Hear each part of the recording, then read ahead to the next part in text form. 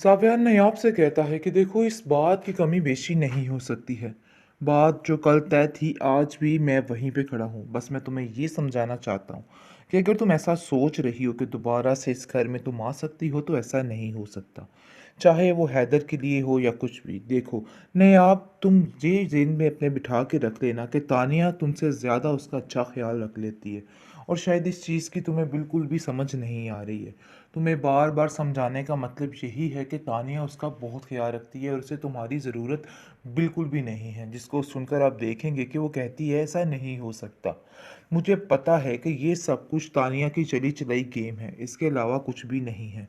लेकिन कहाँ कोई सुनने को तैयार है उसकी बात। हर कोई उसको गलत ही कह रहा है। यहाँ तक उसके घर वाले भी उसको जलील और रुस्वा करते रहते हैं और उसको समझ ही नहीं आ रही कि आखिर वो क्या करे। लेकिन वो ये बात ठान चुकी है कि वो खुद अपनी जंग लड़ेगी और किसी से उसे कुछ भी कहने की ज़रूरत नहीं है।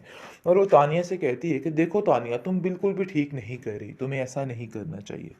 ये बात बिल्कुल गलत है क्योंकि तुमने मेरे बेटे को मुझसे छीना है। इस बात की माफ़ी तो तुम्हें कभी नहीं मिलेगी, क्योंकि वो बेचारी बहुत परेशान और अकेली हो चुकी है। सिवाय दादी के उसका कोई भी साथ देने को तैयार नहीं और जुनैद को भी ऐसे जैसे इन लोगों ने गायब ही करके रख दिया है। इसलिए वो परेशान होकर कह रही है कि उसको अब खुद ही अपनी जंग लड़नी है, सब कुछ खुद ही करना है। इसलिए आप देखेंगे कि बहुत जल्द वो नौकरी की तलाश में बाहर निकल जाएगी और कहेगी कि नहीं, मैं अब अपने पैरों पे खुद खड़े होना चाहती हूँ।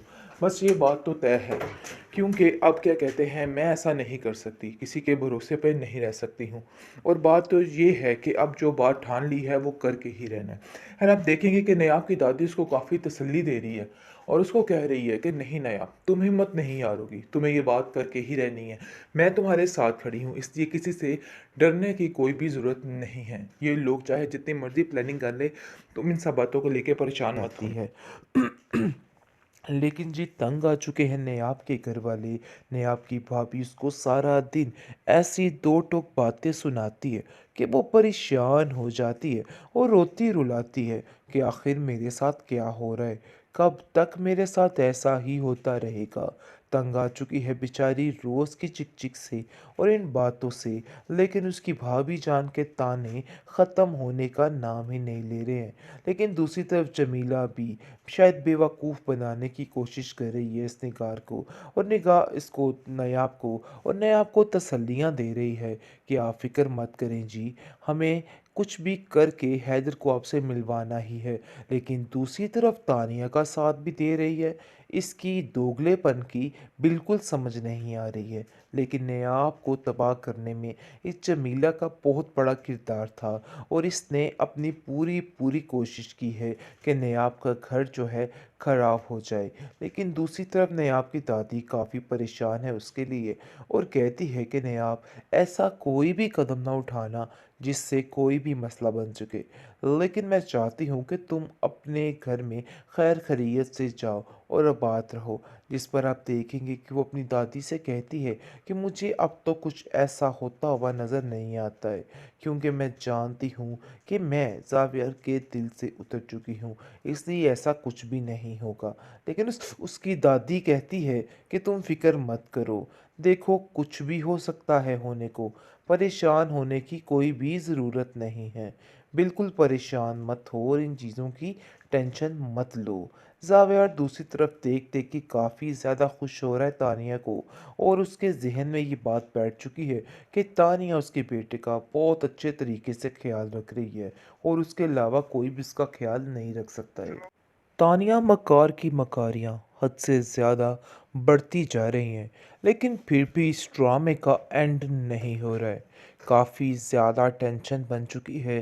लेकिन जी आप देखेंगे कि वो हैदर को अपने हाथों में कर रही है और सबको ऐसे दिखाने की कोशिश कर रही है कि जैसे हैदर को सिर्फ वही संभाल सकती है, इसके अलावा कोई भी इसको नहीं संभाल सकता है। नहीं, आपको तो इसकी बिल्कुल भी परवाह नहीं है। ज़ावियार को ये बार बार जताने की कोशिश करी जा रही है कि नयाब को इन सब चीज़ों की कोई भी परवाह नहीं और वो किसी भी तरीके से अच्छे तरीके से परवरिश नहीं कर सकती है। लेकिन जी आप देखेंगे कि ज़ावियार भी इस चीज़ का कायल हो चुका है कि वाकई में तानिया बहुत ज़्यादा ख्याल रख रही है हैदर का और वो एक अच्छी माँ साबित होगी। उसने इस चीज़ को काफ़ी हद तक एक्सेप्ट कर लिया है। जैसा कि उसके घर वाले यानी कि निकार और उसका शोहर ये सारे मामलात देख रहे होते हैं। तो गज़नफ़र भी अपनी बीवी से कह देता है कि मुझे ऐसा लग रहा है कि तानिया से बेस्ट लड़की इस घर के लिए कोई भी नहीं। बस बहुत जल्द हम ज़ावेर की शादी तानिया के साथ कर देंगे। फिर देखना सारा मामला ठीक हो जाएगा। लेकिन निगार को भी एक बात की टेंशन है और वो सोच रही है कि ऐसा करने से जुनैद हमेशा के लिए उससे दूर हो जाएगा और पता नहीं ज़ावियार ये बात मानने के लिए तैयार होगा भी कि नहीं, क्योंकि वो जानता है कि जुनैद ने किस तरीके से इस लड़की को पीछे किया था। लेकिन निगार कहती है कि मुझे इस बात की समझ नहीं आ रही कि हम लोग जो कुछ करना चाह रहे हैं, क्या ये ठीक है या गलत है, क्योंकि मुझे नहीं लगता है कि इसमें कुछ भी ठीक है, क्योंकि बहुत जल्द हमें नयाब का पीछा छुड़वाना है ज़ावियार से। लेकिन इसका मतलब ये हरगिज़ नहीं है कि तानिया इस घर में आएगी, क्योंकि कहीं न कहीं उसको जुनैद का ख़्याल है और वो जुनैद के लिए बहुत कुछ करना चाहती है। लेकिन जी तंग आ चुके हैं नेहाब के घर वाले। नेहाब की भाभी उसको सारा दिन ऐसी दो टोक बातें सुनाती है कि वो परेशान हो जाती है और रोती रुलाती है कि आखिर मेरे साथ क्या हो रहा है, कब तक मेरे साथ ऐसा ही होता रहेगा। तंग आ चुकी है बेचारी रोज़ की चिक चिक से और इन बातों से।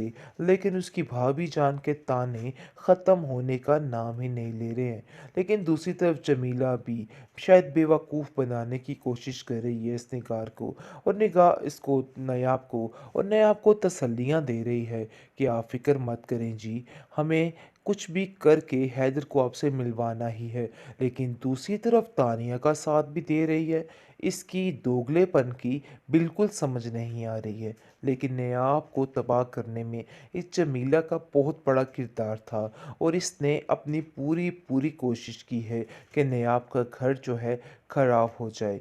लेकिन दूसरी तरफ नयाब की दादी काफ़ी परेशान है उसके लिए और कहती है कि नयाब, ऐसा कोई भी कदम ना उठाना जिससे कोई भी मसला बन सके। लेकिन मैं चाहती हूँ कि तुम अपने घर में खैर खैरियत से जाओ और आबाद रहो। जिस पर आप देखेंगे कि वो अपनी दादी से कहती है कि मुझे अब तो कुछ ऐसा होता हुआ नज़र नहीं आता है, क्योंकि मैं जानती हूँ कि मैं ज़ावियर के दिल से उतर चुकी हूँ, इसलिए ऐसा कुछ भी नहीं होगा।